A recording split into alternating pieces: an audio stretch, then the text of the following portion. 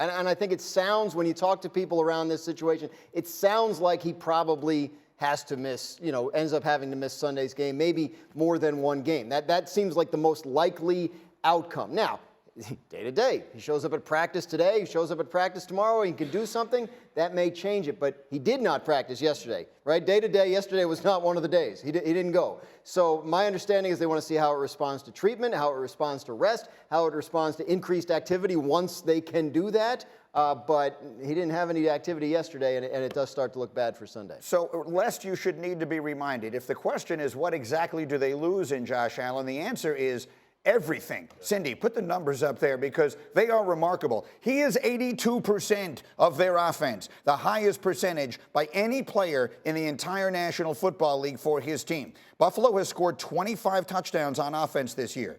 Allen has accounted for 23 of those 25. And in case you're wondering, how likely is it that he plays this week? Hey, Mr. Ninko, what is it they used to call you when you played? Dr. Ninko. And Dr. Ninko.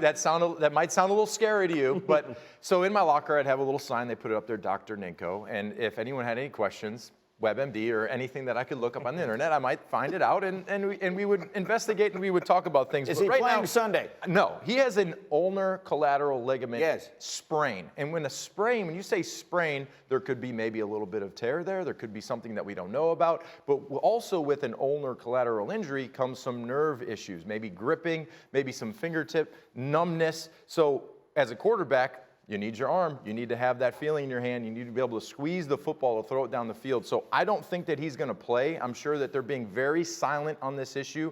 They understand that their whole season relies on this elbow. So hopefully for them, for the Buffalo fan base, they don't have a lot of missed time by Josh Allen because that injury is scary. How significant? Know what it's going to take. Let's talk about the significance of this. Yeah. All year long, it has basically been Buffalo or the field in the AFC. And we have been assuming, Bartholomew, that the road to the Super Bowl was going to go through Orchard Park. And you guys have all been telling us all year how hard it is to play there in the one toilet in the visitors' locker room. Yeah. We all know how cold it is and the fans and everything else.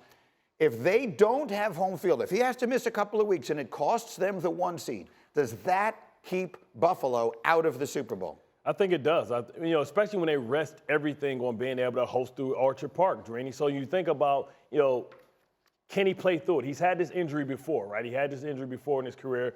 He's not so much, you talk about his effectiveness in the pass game, but really his effectiveness in the run game. He is their run game. I know they brought in Naeem Hines, but that hasn't figured out yet. They got James Cook. They can figure out a way to put him on the field. I'm going to dress him. I'm going to see how he feels in warm-ups because I think just the presence of him alone is enough for us to beat, the Minnesota Vikings, who haven't really beat an opponent with a winning record. So I'm going to try and play Josh Allen, see how he feels. You talk about scalaxins, you talk about muscle relaxers to get that nerve to calm down. He's played through it before. You know about scalaxins. The difference is if he throws the football and he tears that, he'll have to have a Tommy John surgery to repair it. He's like Ben Roethlisberger. Yeah, before. So if you've had it before, Palmer play with it. I think that's important, though.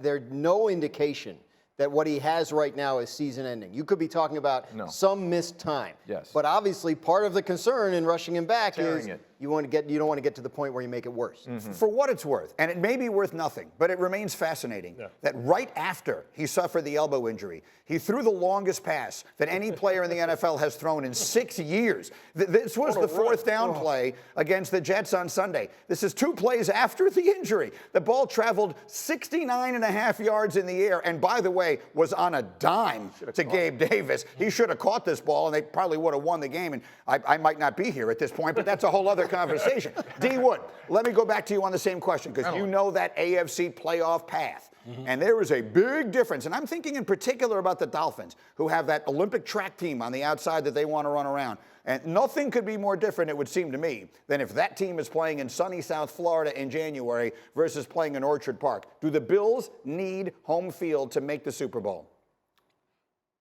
Yeah, I think they do. Here's the thing.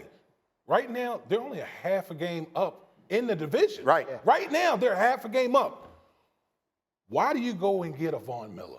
Everyone saw what happened last year on the road in Kansas City.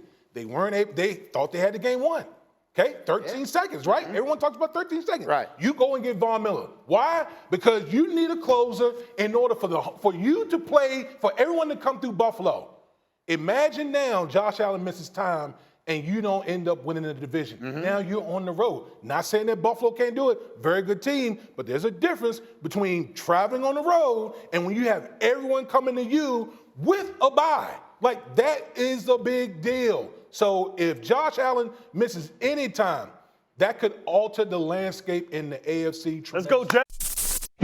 Thank you for watching ESPN on YouTube. For live streaming sports and premium content, subscribe to ESPN+.